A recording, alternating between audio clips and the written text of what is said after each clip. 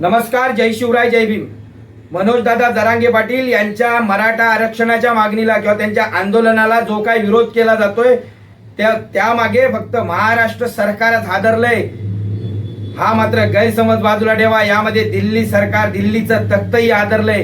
कारण ज्या पद्धतीने आज मुंबई भगवामय झाले, पण ह्या भगव्यामध्ये महाराष्ट्राचं हिंदुत्व आहे, महाराष्ट्राचं स्वराज्य आहे। छत्रपती शिवाजी महाराजांचा अजेंडा दिसतोय। छत्रपती शिवाजी महाराजांव्यतिरिक्त एकही भगवा झेंडा दिसत नाही। आणि त्यामुळे यांनी जे काही एक हिंदुत्वाचा प्रोपगंडा केलेला आहे, प्रभू रामचंद्राच्या नावाखाली जय श्रीरामचा नारा, महाराष्ट्रातून महाराष्ट्राचं हिंदुत्व, स्वराज्य नेस्तनाबूत करण्याचं जे एक स्वप्न कोणीतरी पाहिलं होतं, आणि त्याला पुन्हा एकदा जरांगे पाटील आव्हान देत आहेत। आणि मराठा आरक्षणाच्या माध्यमातून पुन्हा एकदा जर जरांगेंची ताकद वाढली तर नक्कीच येणाऱ्या काळात जो काय छुपा अजेंडा हिंदुत्वाचा, महाराष्ट्राच्या हिंदुत्वाच्या विरोधात वापरला जात होता, आणि पुन्हा एकदा स्वराज्य निर्माण होईल।